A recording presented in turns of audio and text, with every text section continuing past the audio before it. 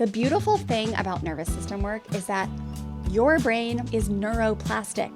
It can change throughout your entire life. You can teach your nervous system that it is actually safe to slow down when your child is having a hard time or doing something you don't like. It is safe to choose connection over control, I promise you. It is safe to believe that you are raising human souls, not robots. But it takes support, and honestly, it takes investment. You gotta actually show up and do the learning and fall in love with the journey of healing and learning and growing. Well, hello there, families. Welcome back to a new episode. I'm so happy that you are here with me. Today, we are going to dive into a really great topic that I actually just taught about in our Unfrazzled workshop, which is coming to an end, but you still can get access to those replays. You can just head to freshstartfamilyonline.com/unfrazzled if you haven't caught any of those yet. But I want to dive into one of the most transformative concepts that I taught in that workshop and that I continue to teach my parents that I work with. And it's the idea of a comfortable hell versus an uncomfortable heaven in regards to the nervous system. So if you have ever found yourself reacting to your kids in ways that feel familiar but awful, or if you've ever wondered why you keep falling into the same parenting patterns even when you know better tools, this episode is for you. So we're going to talk about nervous system conditioning, what it means to be the thermostat versus the thermometer in your home, and how to find the courage to choose that uncomfortable heaven. So when my daughter was about 3, I was in what I now realize was my comfortable hell moment. So Stella was strong-willed from day one. I always tell stories about when I would take her to Christmas parties when she was little and people would ooh and ah at her and want to hold her. She would just give people like the stink eye from across the room, like, don't you even dare touch me. She had muscles as a baby. You could just feel her strength. But at 3, by the time she became 3, I was at my wit's end, and we were doing all the classic stuff, right? Every single parenting book or person I turned to said, put them in timeout, make sure they know who's boss. So we were doing threats. I was raising my voice, and everyone just said that if I gave her an inch, she'd take a mile. So make sure I got on top of it early. And none of it was working. I was going to bed at night thinking, what am I even doing? This cannot be how parenting is supposed to feel. And what I didn't understand back then was that my nervous system was running the show. And a program that had been installed in the first 18 years of my life about what happens when, air quotes, kids don't listen, when mistakes are made, when imperfection shows up. And here's what I want every single one of you listening to understand. Your nervous system was conditioned the first 2 decades of your life. It adapted to the emotional climate of your childhood home, especially around mistakes, misbehavior, and conflict.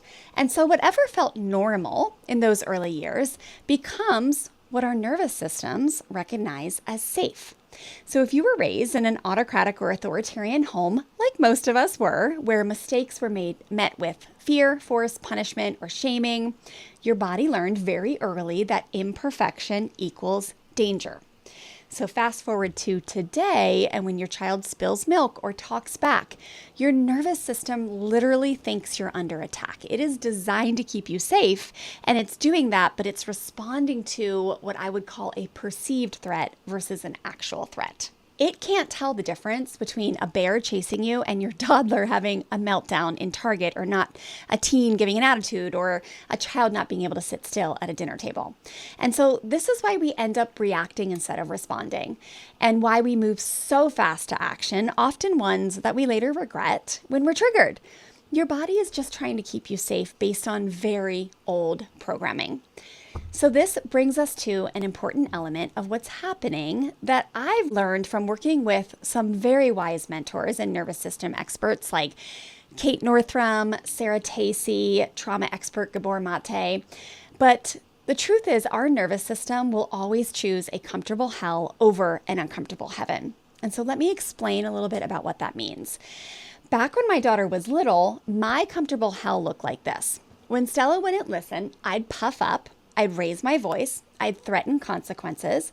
If you don't clean up your toys, you're not watching TV this afternoon. Or I'd threaten her with something else, or maybe I might even threaten to spank her. at times when I was really triggered, because that's what all the books and all the people were telling me to do, including my own mom. Plus, that's what happened to me as a kid if I didn't listen. So it felt terrible, but it felt very familiar. It wasn't working, but I knew how to do it. It was the neural pathway that had been paved in my own childhood. So even though there were some nights when I was literally crying myself to sleep, thinking there has got to be something wrong with my kid or with me, I kept seeking diagnoses or someone to tell me what to do, how to fix this. I kept going back to the comfortable hell because my nervous system recognized it as safe. So the uncomfortable heaven, what does that look like? So fast forward 15 years and now I'm living it, but it looks like slowing down, taking a breath, choosing connection over control, using what I now call a stop sign that I teach my students, or a heart connector pause button, that sacred pause between stimulus and response. So through the years, it has meant learning to be the thermostat that sets the emotional temperature in my home rather than the thermometer that just reacts to whatever heat my child was bringing. So this is an analogy that I learned early on, this idea of being the thermostat versus the thermometer, that has been life-changing for me and so many families I work with. Most parents, if we're being honest, show up as the thermometer. They have that nervous system that's conditioned to see misbehavior as dangerous, so they react fast. They react strongly to their child's misbehavior, often with intensity, like threats, raising their voice, 3, 2, 1 countdowns, punishment, shame, words like "what's wrong with you," or "stop being mean." So they meet the child right where that child is and allow the child to be the thermostat. But what we want to do instead is to be the thermostat that sets the tone of safety, even in those moments that feel dangerous to our nervous system, when we don't know what to do, when we don't know what to say, when our child is misbehaving. When there are challenges, we are safe to handle them with grace, connection, dignity, and firm kindness. We become the steady presence that sets the tone in our home, not the other way around, where we wait for our kids to go first. Now, this doesn't mean we become doormats, families. Firm and kind isn't permissive. It's about handling challenges in ways that strengthen our families rather than ways that rely on fear and force. So let me tell you a little bit more about what happened in my own personal life when I started choosing that uncomfortable heaven. When Stella would do something that triggered me, like when I'd say, stop pulling the dog's tail. I specifically remember this season. And she would pull it harder. Instead of immediately going to trying to fix it or shaming her, "What's wrong with you?" or "I must show her who's boss," I learned to pause.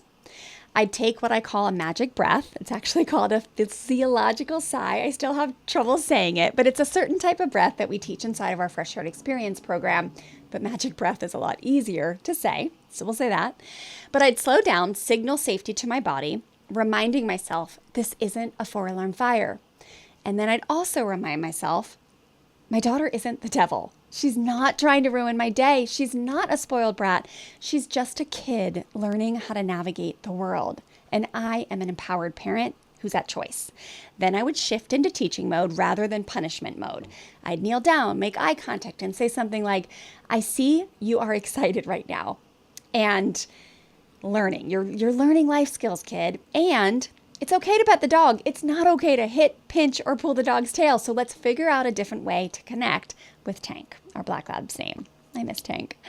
The first few times I did this, it felt so awkward because I was used to reacting. So uncomfortable. But you know what? When I started to nail it consistently, it felt like $1,000,000. It literally felt like heaven. So here's what's happened over time as those situations have stacked up. Stella's shoulders would visibly, literally relax when I stayed regulated. She'd start listening more easily. The power struggles decreased. Our connection deepened. And now, 15 years later, I have the relationship of my dreams with Stella, and she's about to head off to college as a Division I beach volleyball player for a top 10 school. She's a beautiful example of what can happen to a strong-willed child when that strong will is mentored instead of broken. But let me be clear, there is no perfection in this work. Just this last Easter, I had a big blow up with one of my kids. I cursed. I was so triggered. I yelled at them big time.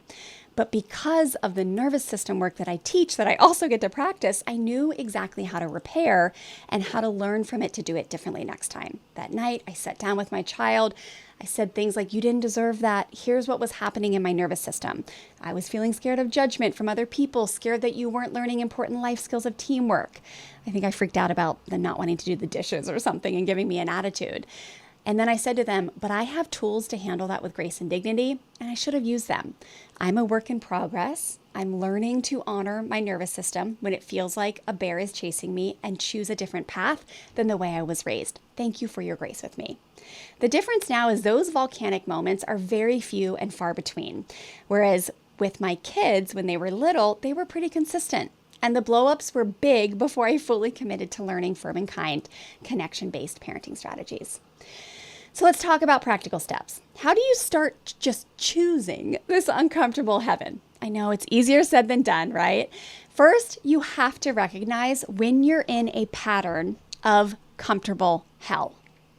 For most of us, it shows up as what I call the classic four: fear, force, bribery, rewards. It's often yelling, punishment too, but modern versions might be the 3-2-1 countdowns, yanking technology, iPads, iPhones, threats of timeouts or groundings, spanking, threats to spank. But when you feel that familiar heat rising, when you notice you're moving very fast to action, that is your cue. This is your stop sign moment. Take that magic breath. Remind yourself, I can be the thermostat of peace and safety here versus the thermometer that matches my child's intensity or emotional dysregulation. Then shift to healthy intentions. Instead of trying to control, ask yourself, how can I teach here? How can I connect while still holding this boundary? We call these healthy intentions. How can I model behavior I want to see? Which, by the way, we teach you the how-to of how to do that inside the Fresh Start Experience with over 100 education videos with step-by-step guidance through every kind of misbehavior you can imagine. So this work isn't just about having better days with your kids, though that is certainly a beautiful benefit.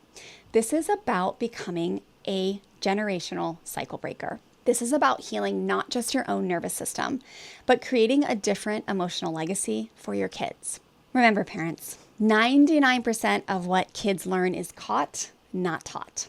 They're watching what we do, not just listening to what we say.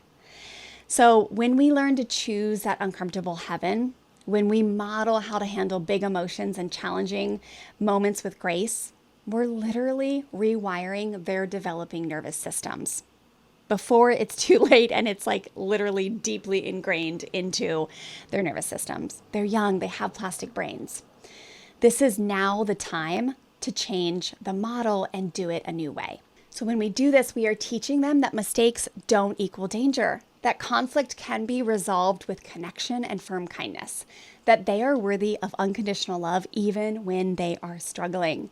The beautiful thing about nervous system work is that your brain, my brain, our children's brain is neuroplastic.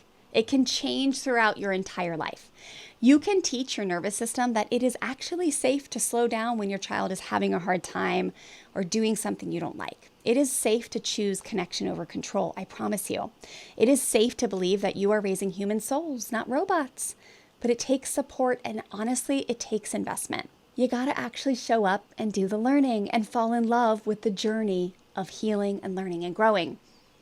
You have to have mentors walk you through what this looks like in real life, in real time. And yes, it is vulnerable to soften.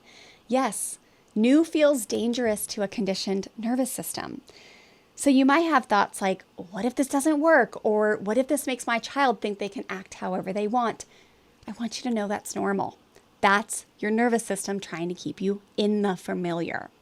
So just remember this truth. As parents, we are the ones with the fully developed brains. We are the grown-ups. We go first. We invest in the education. We set the temperature in our homes. And I promise you our kids will follow. We see it over and over and over again with families from all over the world inside our Fresh Start Experience. So I know it seems like the kids should go first. Like once they're respectful and chill, we can be respectful and chill.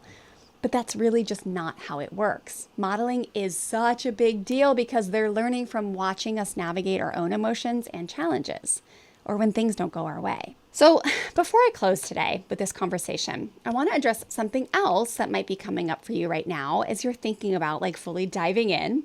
As you're listening, you might be feeling drawn to really commit to learning more.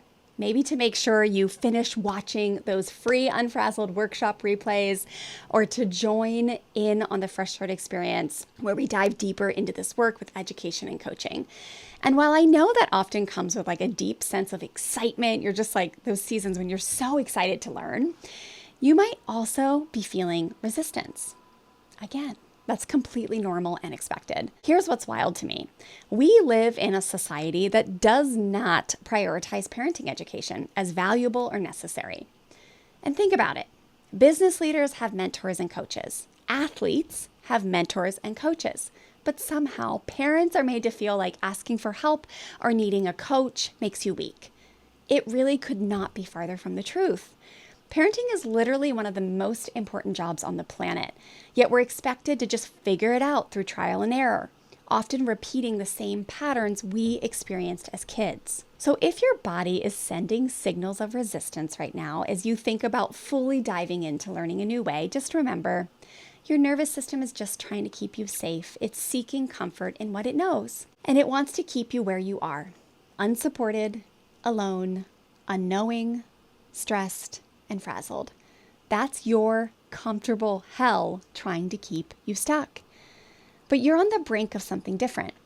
Your uncomfortable heaven might look like being supported, empowered, patient, calm, compassionate, empathetic, confident, especially when it comes to setting firm boundaries and following through, and staying truly connected with your kids and your partner, even in the messy moments. Saying yes to any new program or community is going to feel scary in the beginning. Your nervous system might be whispering oh, I want to do this, but what if this doesn't work? Or what if I fail? Or what if I'm not capable of change? Or what if this is a total waste of money and time?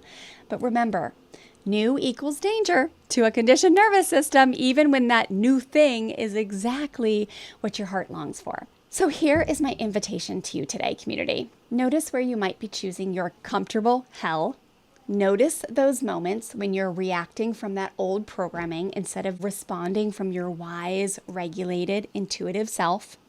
And then with compassion for yourself, start practicing small pivots towards your uncomfortable heaven. It's going to feel foreign at first.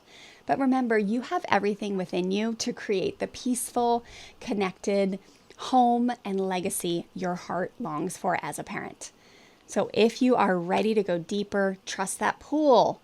Trust that your heart knows what it needs, even when your nervous system feels uncertain.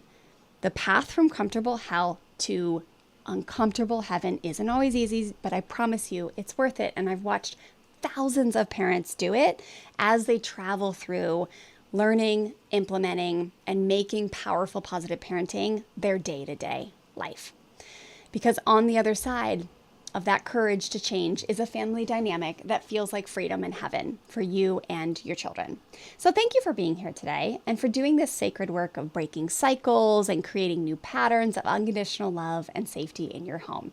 So until next time, remember, you are not just raising children, you are raising the future. And that future gets to be different because of the brave choice you make today to heal and grow. I will see you inside of the Fresh Start Experience, which officially has its doors open for enrollment right now for a very limited time. So just remember, there are 7 days in a week. Someday isn't one of them. Let's make this the moment you say yes to finally being fully supported. Okay? Just head to freshstartfamilyonline.com/join today to get started. We can't wait to welcome you in to this coaching community with open arms. Thanks for being here today, families, and I'll see you in the next episode. Hooray! You made it to the end of a Fresh Start Family Show episode. Thank you so much for being here. If you have a quick second, make sure you hit subscribe to our show so you can be updated when our new episodes drop. I will see you back soon for the next episode.